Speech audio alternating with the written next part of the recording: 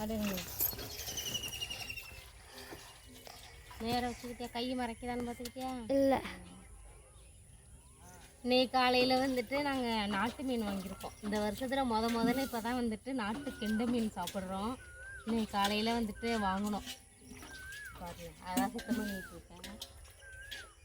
இங்கே வந்துட்டு இங்கே நம்ம வந்து கிழுவப்பூத்துலேருந்து வேலி கட்டியிருந்தோம். அதெல்லாம் வந்துட்டு இந்த மழை பெஞ்சதுல கொஞ்சம் காஞ்சிருக்கு. அது வந்து நிமித்தி மண் அணைக்கணுமா. அதுதான் வந்துட்டு எங்கள் வீட்டுக்காரவங்களும் அப்பாவும் இது பண்ணிட்டு இருக்காங்க. நாங்கள் வந்து வீட்டு வேலையெல்லாம் முடிஞ்சிருச்சு. மீன் காலையிலே வாங்கியாச்சு. மீனை சுத்தம் பண்ணி வச்சுட்டு தான் டிஃபன் செய்யணும். போதும் கழுவுனது போதும் எடுத்து இதாக வந்து கிட்டக்க வந்தது எடுத்துக்கடா. நான் ஆகிற மாதிரி கையை மட்டும் எடு. கை விட்டு தெரியுதா?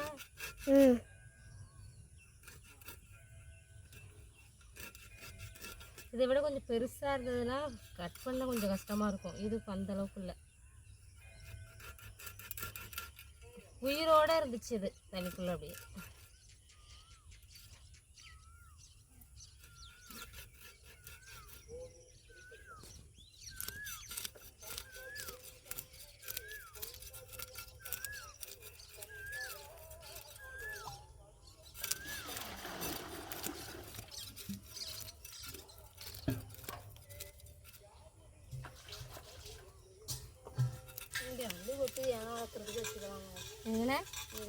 இங்கே ஏன்னா வைக்கிற மாதிரி வச்சுக்கலாங்கிறியா? தண்ணி இப்படி ஓடிடும். சரி கல்லை தூக்கிட்டு போட்டுருக்குண்ணே வச்சுக்கோமா.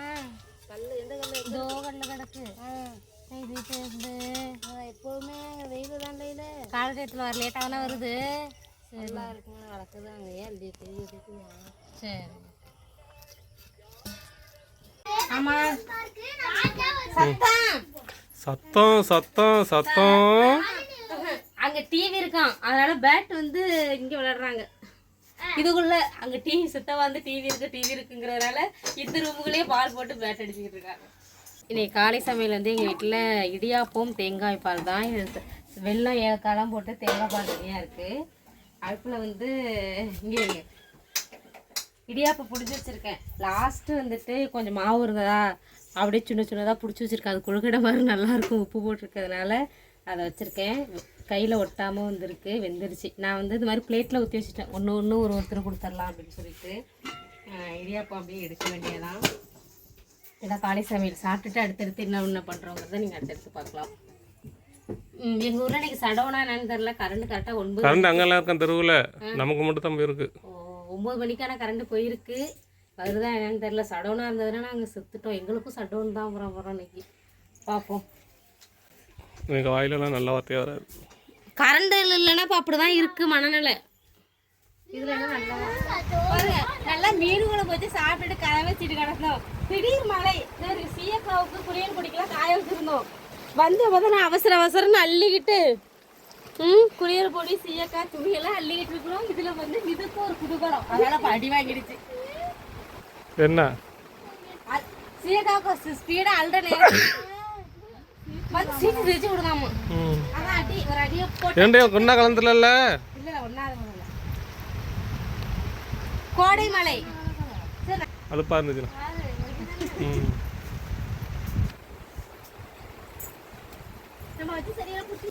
பாருங்க மழை நல்லா கொட்டிக்கிட்டு இருக்கு. வெயிலும் அதே அளவுக்கு சேம. கொஞ்சம் கூட அதோடைய தாக்கம் குறையல. வெயில் தாக்கம் நம்மளா ஜாலி பண்ணிக்கிட்டு இருக்கு. இந்த இடம் சூடா இருக்கு, அதனால இந்த இடத்த ஜில் பண்ற.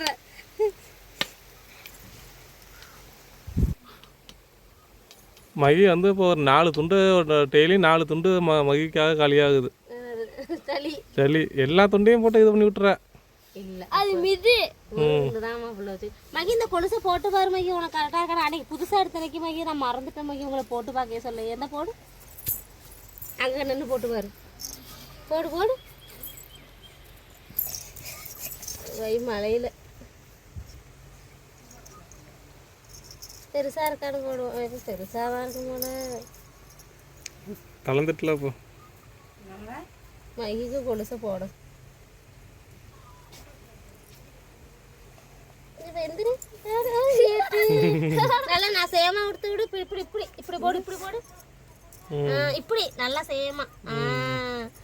விடு விடு, எடி கரெக்டா இருக்கிறவங்க தர போட்டு கலட்டு கலட்டு கால்த்தால திருவாத காலால கலட்டு.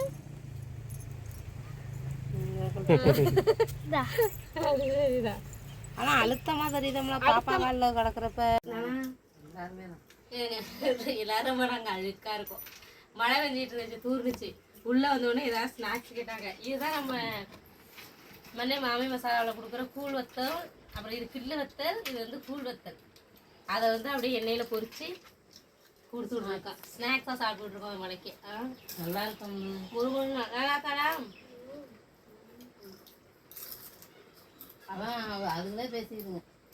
சிப்ஸு பாக்கெட் வாங்குறதுக்கு சிப்ஸ் வாங்குறதுக்கு இதை பொரிச்சு கொடுத்துக்கலாமா.